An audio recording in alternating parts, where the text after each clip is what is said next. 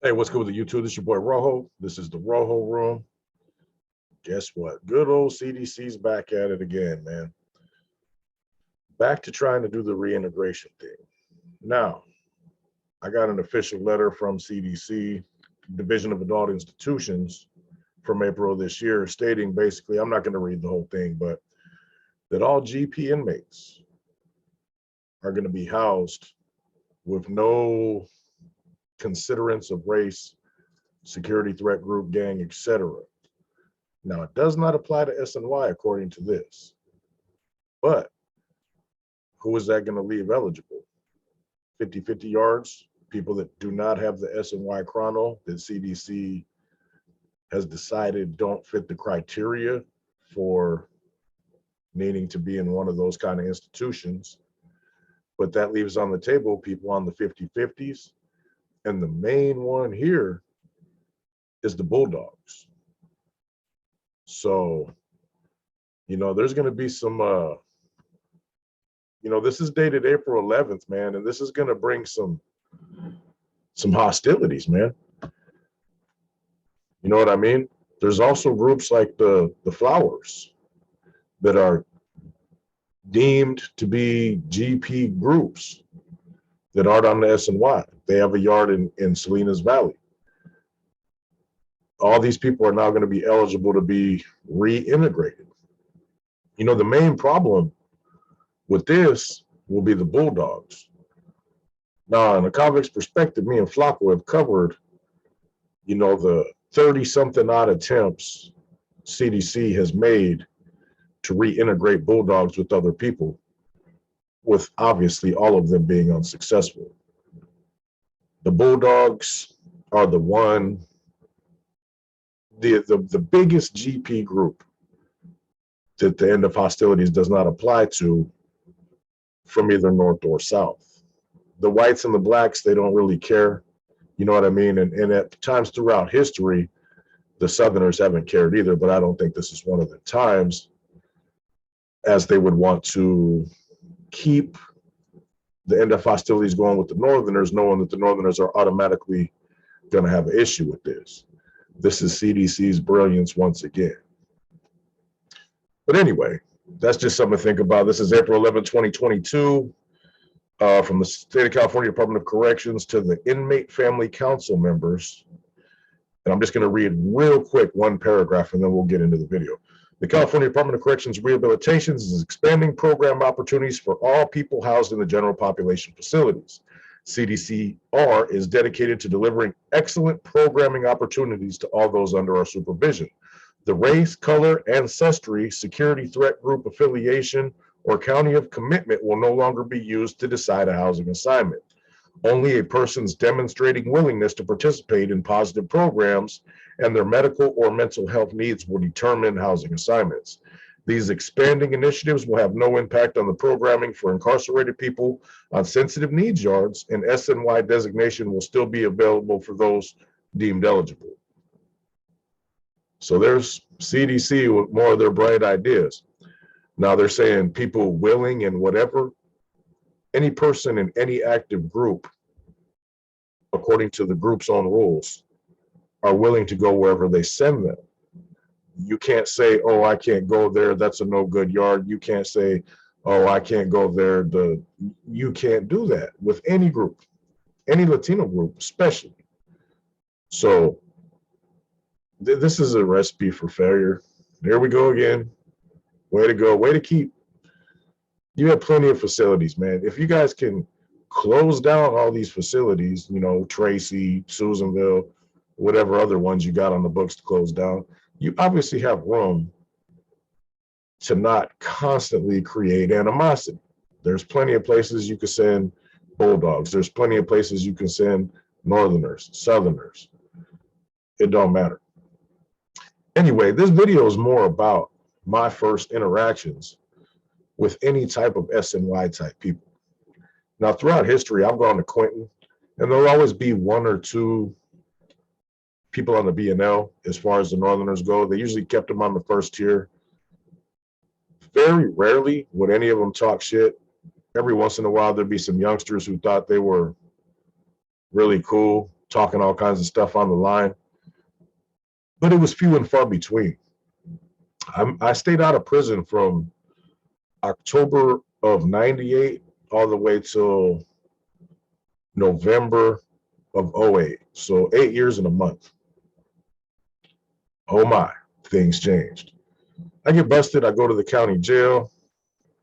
The county jail I was in, it was in Sutter County, Yuba City. I didn't really hear much about anything.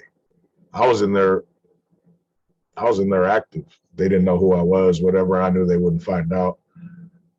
You know, I was taking the time because I had a bigger case in Contra Costa. So if they offered me anything under like 4 years, I was going to jump on it because I knew I was going to get 4 years in Contra Costa. Essentially, that was my goal, the lowest I could get. So I took that right away. Went to Tracy.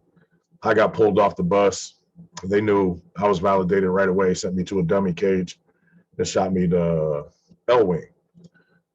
I pulled up in Elwing, and I'm just like, whoa, there's a lot of yelling and a lot of, I know it's going to be predominantly Northerners in there. There might be a splash of Bulldogs, a couple Southsiders, but I pulled up in there, man, and they know that I'm not, a gang member per se. So they sent me in there with this some dude from Modesto. I don't remember his name. He was cool. But I go in there with him. He's just a northern person. He was never anything to worry about, right? So I go in there with him, and the where they had me at the time, everybody around me was active Northerner, essentially. They're getting at me. I'm just like, we don't got nothing to talk about really. A few days goes by, that set at least they moved me into the front, and I set up with this dude from Stockton. He was doing like 17 at 85%. Cool dude, man. Shout out to the homie from Stockton. We'll just call him Green Eyes. You know what I mean? Good homie. Well, down there, it was a little different on the other side of the showers in the front of the building.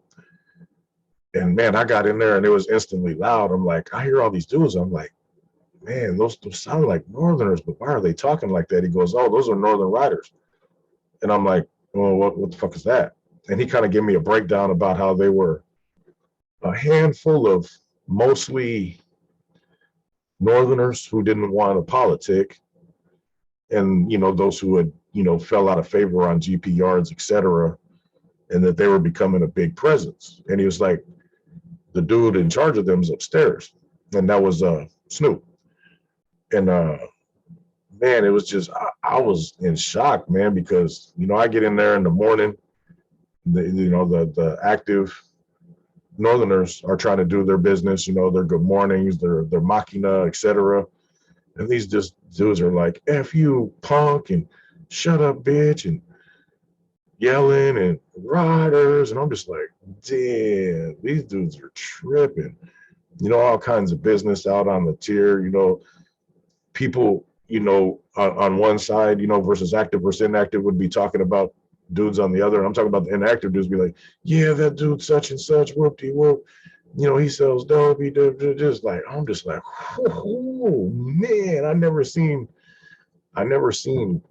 business just so openly discussed and so many threats that weren't never going to happen.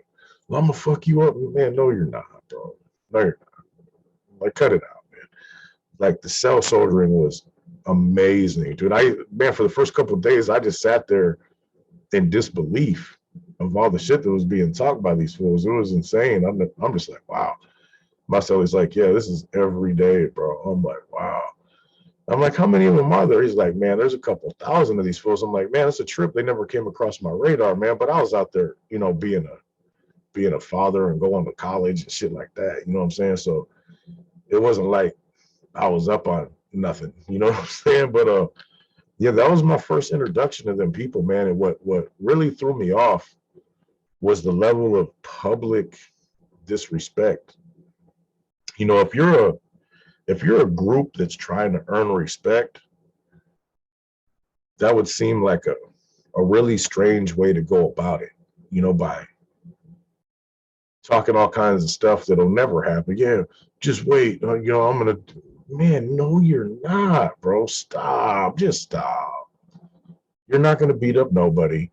You're not gonna lay the yard down. You go to a single little cage, and they be woofing, bro. It's crazy. And there was a couple groups, man. There was Northern Riders. There was a group called Little Unity, and like I've gone through this before, I get it. Little Unity is an active neighborhood in Stockton. However, there was some defectors, dropouts, inactives, whatever you want to call them, that started their own group, an SNY group, and they named it Little Unity. It was another SNY type gang. Northern Riders, there was probably about at least 30 of them. Them Little Unity cats, there was like 10 of them. And then there was another group called Gente, and there was probably 10 of them. The most boisterous ones by far were the Northern Riders. Nobody else, none of them other little groups did all the wolfing. You would think they were regular dudes, you know what I'm saying? But yeah, I was really shocked by the level of disrespect, immaturity. It was insane, man. It was insane. Prison's it's loud during the day, especially when there's people who aren't active in a traditional group, because they have no rules and nobody's going to be like, hey, you need to let that go and whatnot. You know what I'm saying? And this is the first place that I ever had any positive interaction with bulldogs. There was a youngster bulldog. I'm not going to put his name because I don't know his status, and he was cool, bro. He was a real cool dude. They used to get at me, bro, in sign language, like, hey, we know who you are, whoop-de-whoop. You should come be with us. And I'm like, oh, man, I appreciate it, bro, but, I'm just doing my thing, man, trying to do this time and get to the crib. But every day, man, he sign language me, hey, have you thought about it? Have you thought about it? I'm just like, bro, it's not going to happen on me. I'm not with that gangster type of stuff, man. You know what I mean? I did my thing to the highest level, and I learned my lesson.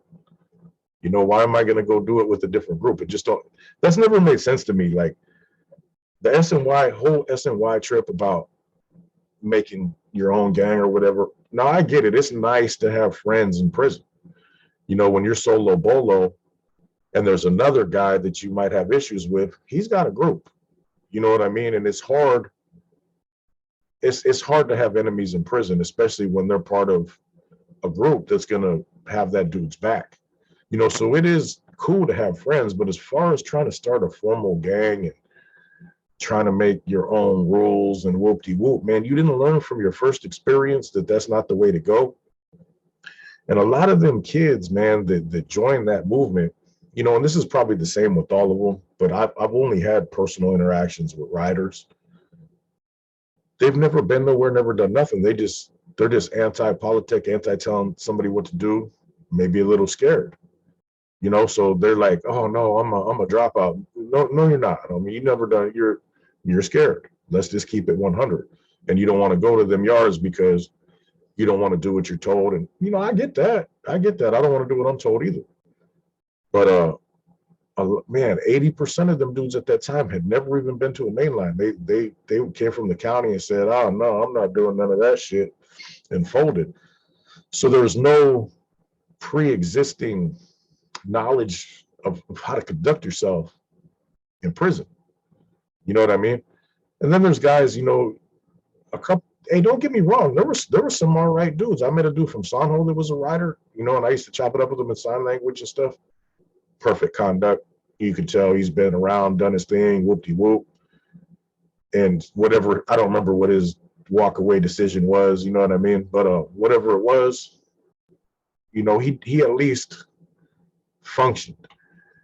So when these guys that never done nothing start their own group and they're just allowed to yell and be disrespectful, that's not a way to go about trying to obtain power and respect and none of that stuff, bro. It's just not going to work out for you. You know what I mean? Them dudes are going to try to peel your cap. Man, it's best to be discreet. If you're trying to do something like that, discretion is the best thing. You know what I mean? People can't plot against what they don't know. But when you're ultra obvious and ultra things, because what it boils down to is protection. CDC is going to protect them and whoop de whoop, so they can talk all that stuff they want. Now, are there dudes in there that are with the business? You're damn right. You know, there's not. You know, people talk all the shit about the SNY yards, and in theory, I get it. I get it. You know what I mean? I would have felt the same way if I was active. But I promise you, if you take 2 or 3 active dudes and try to throw them on one of the missing Y yards, something bad's going to happen to them. And just like it would be vice versa, because a lot of them dudes are gangsters. There is a lot that were lifers that just said, fuck this shit, bro. You know what I mean? They're trying to get a date maybe, you know, and you're not going to get a date if you're an active fucking, you know, prison gang member. It's just not going to happen. So they go over there to try to do whatever. They're still with that business. And if you pose a threat to them, trying to be out there and do their thing, they're going to get off on you. There's SNY yards are more dangerous than GP yards because there's no counsel, there's no table. If you don't like somebody owes you money, you don't have to politic to handle your business. You just handle your business. You know, I've never been there. I only go on what other people have told me, but I know a lot of people who have been there, you know what I mean? And it's dangerous, you know? So all the stuff about, oh yeah, they're on that pussy yard. Well, I'll tell you what, man, you gangster, you want to show what a pussy yard it is, tell the homies, be like, hey, I want to go on one of them yards and get busy. You know what I'm saying? And let me come back in good standings. I'm going to take one of them out. You're going to go over there and you're going to get fucked up. You know what I mean? That's what's going to happen. So, you know, I don't take nothing away from them. Now, don't get me wrong. I don't like the predators. You know what I mean? And I don't like a lot of them people on there. But for the people who do it for, let's call it the right reason, to get out of the life, to try to get a date, you know, to be able to see their family, have conjugal visits, save their marriage, their mother's sick. But people who just want to get over there and wolf, come on, bro. It's not impressive, bro. Wolfing is not impressive. Same thing with all the trolls on here. Oh, Rojo's a punk. Whoop me. That doesn't impress me. It's the same thing in prison. You can sit there protected behind your bars with the COs never letting you out and talk about how you're going to whoop my ass when the doors pop.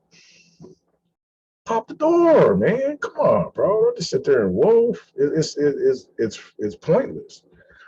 Anyway, that was my first interactions with the Missing Y. Tracy, 2006. I want to say November 2006 when I first even heard of any of those kind of things, man. And it was very, very strange times, man. I left prison in October of 98.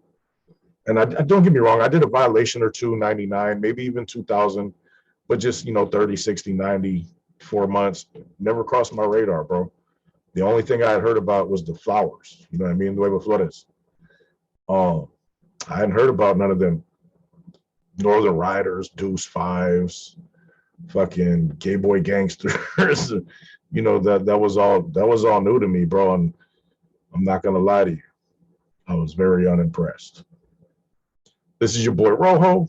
My first dealings with the Missing Y cats. It's not a good look, in my opinion. Hey, if that's what you're doing, do you? I don't promote it. Have a good day, y'all, man. Appreciate y'all, man.